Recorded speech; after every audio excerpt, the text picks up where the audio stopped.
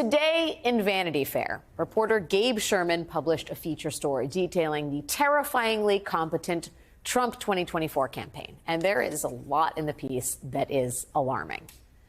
But what jumped out as potentially the most alarming detail was that within the actual Trump campaign, the person whose name is being floated to be Trump's Attorney General of the United States to run the Justice Department is this guy.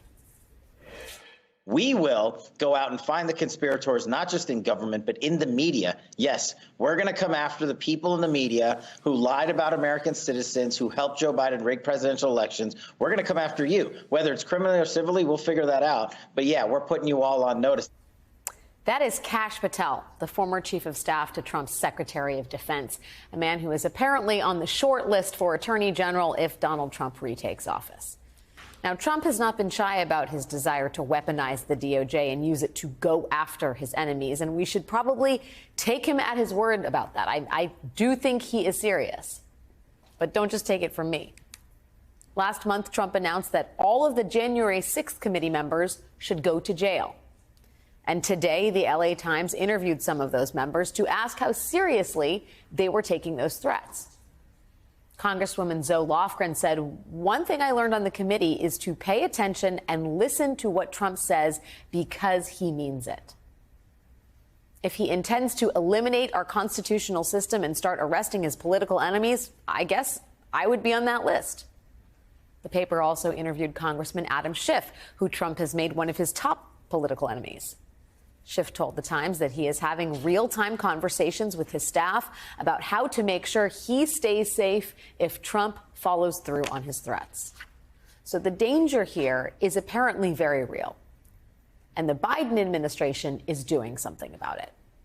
Right before Trump's potential future Attorney General Kash Patel told Steve Bannon that he would use the government to go after Trump's enemies, Patel laid out what he thinks would need to happen within the government to empower him. He'd have to clean house. Do you believe that you can deliver the goods on this in a pretty short order the first couple of months so we can get rolling on prosecutions?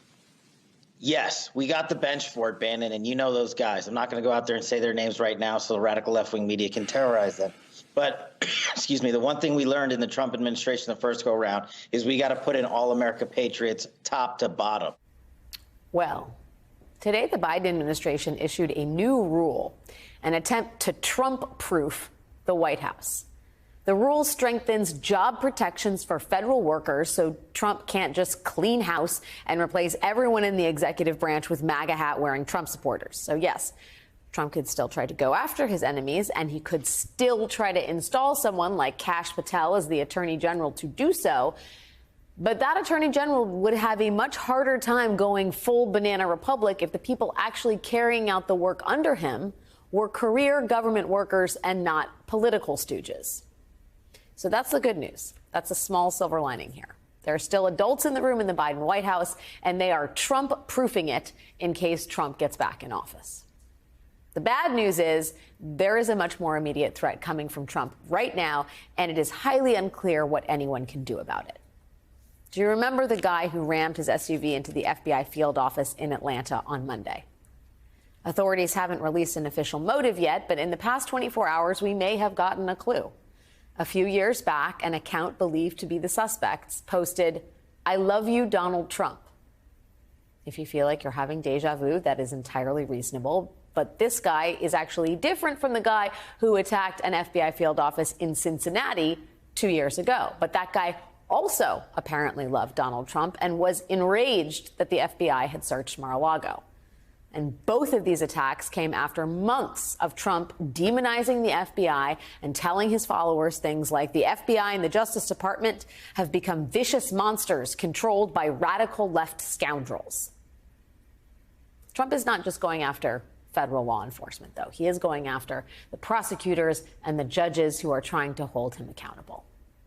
NBC News can now report that police have filed felony charges against a man who has allegedly been sending threatening voicemails to New York Attorney General Letitia James and Judge Arthur Engoron. AG James is leading the civil prosecution against Trump in New York for financial fraud, and Judge Engoron oversaw that case. The man allegedly sent the messages like, "Mark my words, I will kill you if you even dare to permanently steal Trump's assets or his property.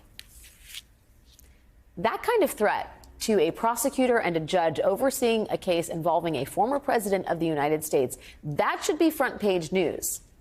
But it is not anymore, because the idea that Trump's followers would threaten the people he labels as enemies has become totally normalized. This week, the judge in Trump's New York hush money case, Judge Juan Merchan, expanded a gag order against Trump because Trump was singling out and lying about Merchan's daughter. But somehow, despite literally being reprimanded in court just days ago for his threats, somehow Trump still had the gall to post this a few hours ago today. Trump called special counsel Jack Smith deranged and said that he should be sanctioned or censured for the way he is attacking Judge Aileen Cannon. What Trump is referencing here is the fact that Jack Smith disagreed with Judge Cannon in a legal filing. That is it. That is the sum total of what Donald Trump considers an attack when the attacker is someone other than Donald Trump. What makes that post so particularly unhinged is that the attacker here is very clearly Donald Trump. Trump demonizes people, and then his followers threaten or attack them, and then Trump doesn't disavow any of it. The pattern is incredibly clear, and that pattern has poisoned our national politics. Trump has normalized the idea that an appropriate response to political disagreement is physical violence. Earlier this year, Reuters did the math and found that serious threats against federal judges, threats that are so serious they trigger an investigation by the U.S. Marshals, those threats have doubled since 2021. And serious threats against federal prosecutors more than doubled. The director of the U.S. Marshals said that in the past, judges mostly faced threats from people who were upset about a judge's decision in their own cases. Now, he said, many more are coming from people enraged because of politics. In his expanded gag order, again, against a former president of the United States who would like to be president again, Juan Merchan, and you noted this on the podcast, writes incredibly eloquently for history about this moment and the threats these judges are withstanding. He says this pattern of attacking family members of presiding jurists and attorneys assigned to his cases, Trump's cases, serves no legitimate purpose. It merely injects fear in those assigned or called to participate in the proceedings that not only they, but their family members as well, are fair game for the defendant's vitriol. Why don't the judges, Judge Merchan expanded the gag order to include his family members, but why don't they say, I'm off limits too? They are the focus of Trump's ire. Yep. Is it just perceived, sort of neutrality? It doesn't seem practical at this point. Well, I agree with you, but if you're asking me where do I think it emanates from, I think it does emanate from this feeling that, you know what, I'm going to do my duty. I can deal with it when it's an attack on me personally, and I don't want to inject myself into the process. I need to maintain sort of being objective and fair and not taking sides. And the more I can do that, the better, especially when the risk is just me. But I think that judges are seeing, including in this clip that you just read, it is to allow it to go on with respect to anyone in the process sends a message to everyone in the process that this is allowed. Yeah.